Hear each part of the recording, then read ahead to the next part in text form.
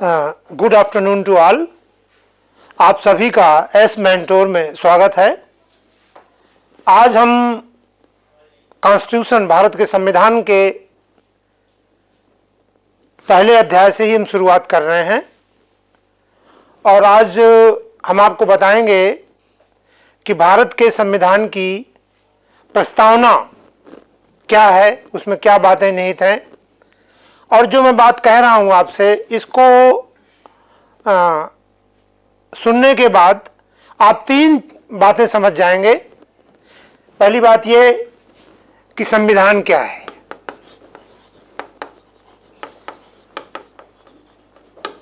दूसरी बात जो हम प्रकाश डालेंगे वो है कि प्रस्तावना की मुख्य बातें क्या हैं। ये बहुत छोटी सी बात है क्योंकि हम संविधान की शुरुआत कर रहे हैं। संविधान की बहुत सारी परिभाषाएं हुई हैं। आपने सुना होगा कि लोग कहते हैं कॉन्स्टिट्यूशन इज फंडामेंटल लॉ, लेकिन फंडामेंटल लॉ तो है ही। मैं उसके कंटेंट यानी विषय वस्तु के आधार पर यह बताऊंगा कि संविधान क्या होता है। चाहे संविधान भारत का हो या किसी और देश का हो, संविधान में दो बातें होती हैं, या यूं कहें कि संविधान में दो तरह के संबंधों के बारे में मौलिक कानून निहित होते हैं। पहली बात यह कि नागरिकों और सरकार के बीच क्या संबंध होंगे, जिसे हमारे संविधान में मैं उदाहरण दूं, जो फंडामेंटल राइट्स हैं, डायरेक्टिव प्रिंसिपल्स हैं, ये क्या बताते हैं। ये एसेंशियली हमें ये बताते हैं कि मौलिक अधिकार के माध्यम से व्यक्ति के क्या अधिकार होंगे और सरकार की क्या जिम्मेदारी होगी। तो बात वही हुई ना कि सरकार और व्यक्ति के बीच संबंध। दूसरा क्या है कि अगर आप संविधान के कंटेंट पे ध्यान देंगे तो दूसरा संबंध है सरकार के विभिन्न अंगों के बीच संबंध है। आपने देखा होगा कि संविधान में राष्ट्रपति की चर्चा है, संसद की चर्चा है, न्यायपालिका की चर्चा है। तो ये इन तीनों जो सरकार के तीन अंग होते हैं, इन तीनों के बीच संबंधों के बारे में, प्रत्येक के अधिकार और दायित्वों की चर्चा है। अब आज की जो बातचीत है, जो डिस्कशन है, उसका दूसरा पॉइंट है कि प्रस्तावना की मुख्य बातें क्या हैं। आपने कई बार प्रस्तावना को पढ़ा होगा। मैं आज आपको इस तरीके से इसकी व्याख्या करना चाहता हूं कि आप एक बार में ही समझ जाएं कि प्रस्तावना में हमारे है क्या। तो पहली बात जो प्रस्तावना में अगर आप देखेंगे तो इसकी शुरुआत इस तरह से होती है कि we the people of India, हम भारत के लोग। एक्चुअली प्रस्तावना की शुरुआत इस वाक्य से होकर लास्ट तक जो हम इस संविधान को अडॉप्ट करते हैं, इनेक्ट करते हैं और अपने को समर्पित करते हैं, तक ये केवल एक ही सेंटेंस है। ये बात ध्यान रखना, पूरी प्रस्तावना एक ही सेंटेंस में लिखी गई है। उस प्रस्तावना में तीन बातें सबसे ज्यादा इंपॉर्टेंट है, तीन बातों पे प्रकाश डाला गया है। पहली बात यह है कि प्रस्तावना के अनुसार हमारा भारत कैसा होगा, हम भारत को क्या बनाना चाहते हैं।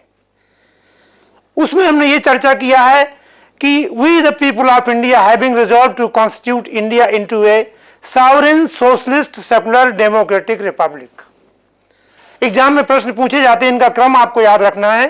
Sovereign, socialist, secular, democratic, Republic. यानी हम भारत को एक समाजवादी, धर्मनिरपेक्ष, लोकतांत्रिक गणराज्य बनाना चाहते हैं, गणतंत्र बनाना चाहते हैं, और भारत का यही कानूनी स्वरूप है। पहली बात तो यह हुई कि हम देश को अपना कैसा राज्य बनाना चाहते हैं। दूसरी बात जो संविधान की प्रस्तावना में उसी के बाद उसी वाक्य में है कि हम देश के नागरिकों को क्या देना चाहते हैं।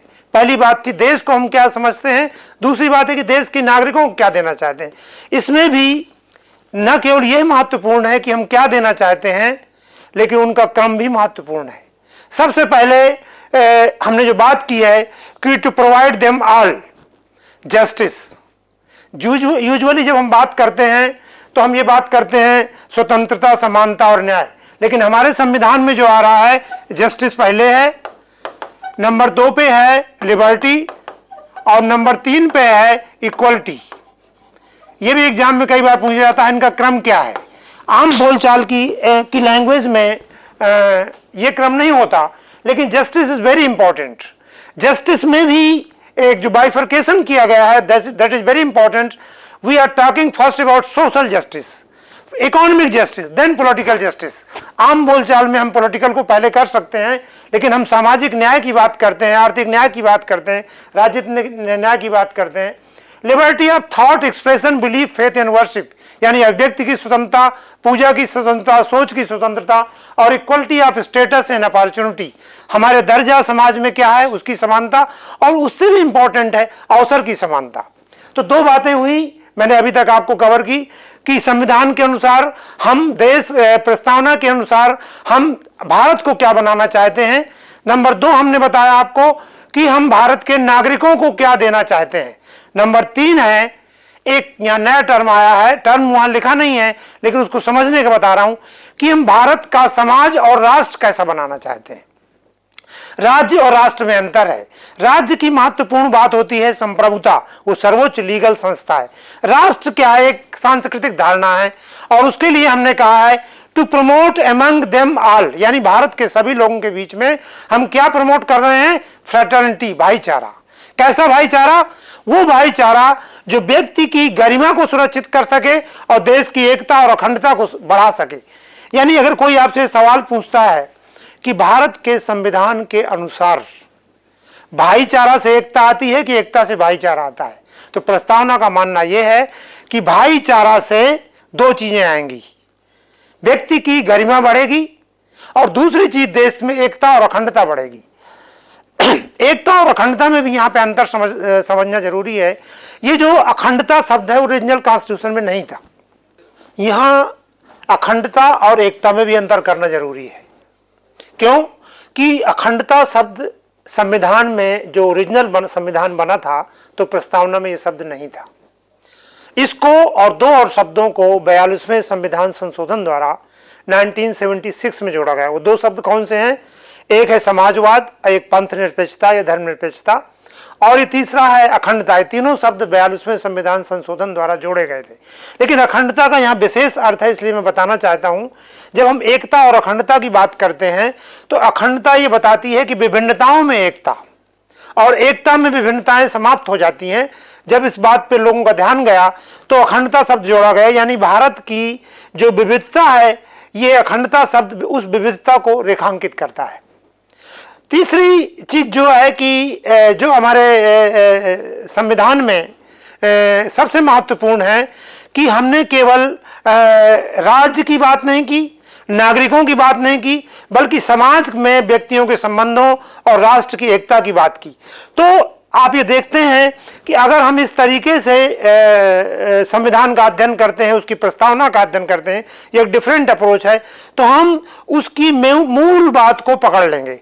फिर मैं उस चीज़ को रिपीट करूंगा ताकि आप इसको पकड़ लें।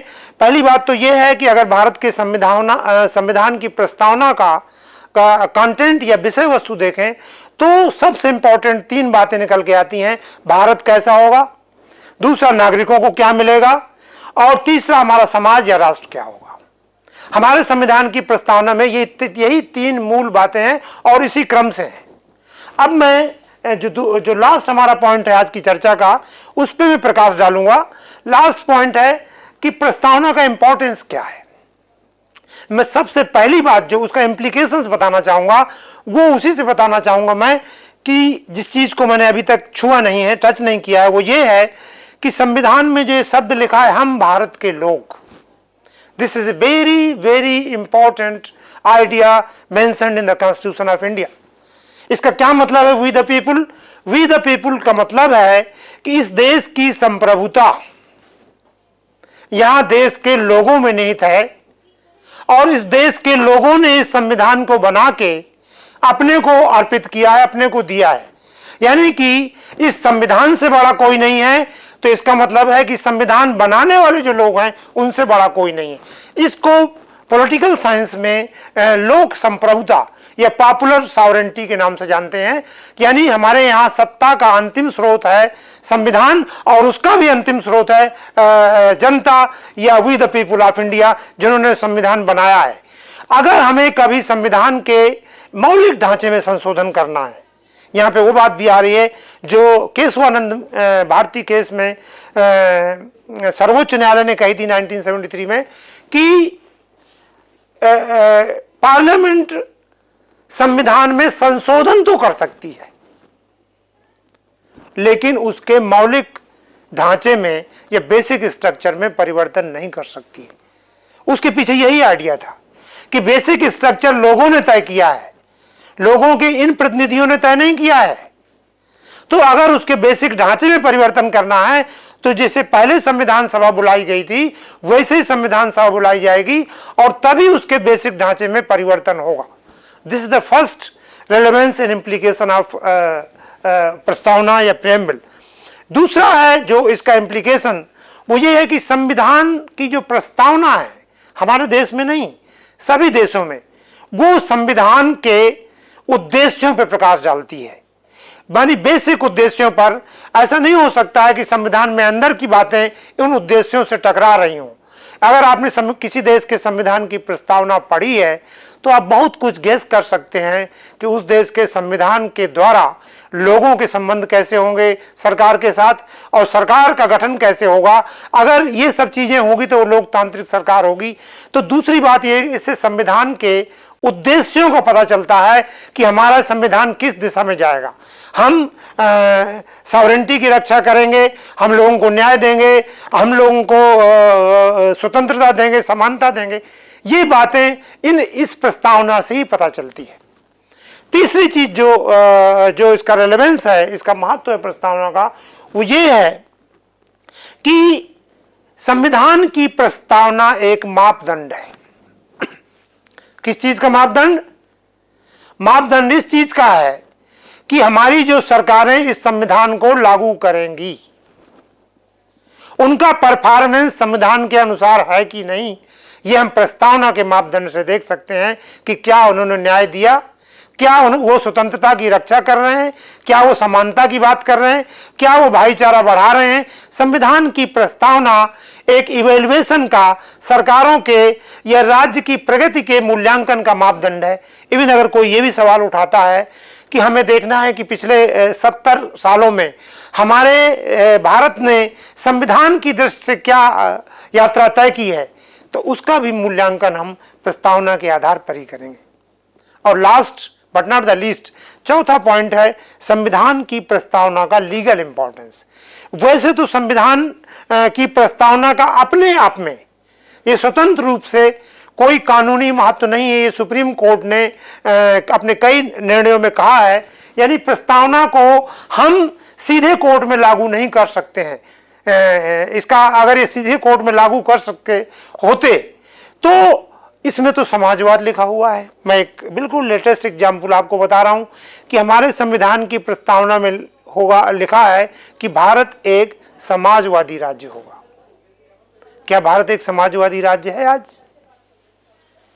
क्या 1991 के बाद जो भारत की आर्थिक नीति में या उदारीकरण या वैश्वीकरण या निजीकरण की जो नीति आई है, क्या वो नीति समाजवादी नीति है? वो एक्चुअली समाजवादी नीति नहीं है। लेकिन कोई नागरिक इस आधार पर सुप्रीम कोर्ट नहीं जा सकता है कि संविधान की प्रस्तावना में समाजवाद लिखा है और सरकार की नीतियां पूंजीवादी हैं, क्योंकि वो अपने आप में उसको इन्फोर्स प्रस्तावना को नहीं किया जा सकता है। लेकिन ऐसा नहीं है कि संविधान की प्रस्तावना का कानूनी इंपॉर्टेंस नहीं है। उसका कानूनी इंपॉर्टेंस है कि अगर कभी भी कोर्ट को संविधान की किसी आर्टिकल या अनुच्छेद में लिखी बात की व्याख्या करनी हो तो उस व्याख्या में वो संविधान की प्रस्तावना के अनुसार व्याख्या करेगा। इस तरह से व्याख्या नहीं करेगा कि वो संविधान की प्रस्तावना के विपरीत हो। तो कुल मिलाके संविधान की प्रस्तावना का इंपॉर्टेंस कई दृष्टियों से है। मैंने जो आज आपको बातें बताई उनको मैं फिर एक बार ब्रीफली समराइज करता हूं, ताकि अगर आपसे कोई चीज छूट गई हो तो उसको आप फिर रेखांकित कर सकते हैं। पहली बात यह है कि संविधान देश का मौलिक कानून है, उसमें दो तरह के संबंध हैं। नंबर 1 नागरिकों और सरकार के बीच संबंध, और नंबर 2 सरकार के विभिन्न अंगों के बीच संबंध। इनकी चर्चा उसमें की जाती है। हमारे संविधान की जो प्रस्तावना है उसको हम 3 तरह से हमने बांटा है उसके विषय वस्तु को समझने के लिए कि हमारा भारत राज्य कैसा होगा, समाजवादी धर्मनिरपेक्ष। दूसरा, हम भारत के नागरिकों को क्या देंगे, इसका मतलब न्याय, स्वतंत्रता और समानता। और भारत का समाज और राष्ट्र कैसा होगा, भाईचारा, एकता, अखंडता और व्यक्ति की गरिमा। फिर मैंने इसके 4 इसके इंपॉर्टेंस बताए इसके कि how preamble has relevance in the contemporary times, मैंने पहले बताया आपको with the people का significance है कि popular sovereignty है इंडिया में। दूसरा मैंने बताया कि संविधान की प्रस्तावना संविधान के उद्देश्यों को रेखांकित करती है। तीसरी बात मैंने उसके महत्व में बताई कि संविधान की प्रस्तावना हमारे राज्य के, सरकार के या दोनों के मूल्यांकन का आधार है, एक मापदंड है जिसके आधार पर उनका हम असेसमेंट कर सकते हैं कितना आगे बढ़े। और चौथा उसका लीगल इंपॉर्टेंस है। यद्यपि अपने आप में प्रस्तावना को लागू नहीं किया जा सकता, लेकिन जब न्यायालय किसी आर्टिकल की व्याख्या करेगा तो वो संविधान की प्रस्तावना की मदद ले सकता है या उसकी व्याख्या वो संविधान की प्रस्तावना के अनुसार करेगा। मैं समझता हूं कि ये बात आपको क्लियर करके समझ में आ गई होगी संविधान की प्रस्तावना के बारे में। Thank you very much.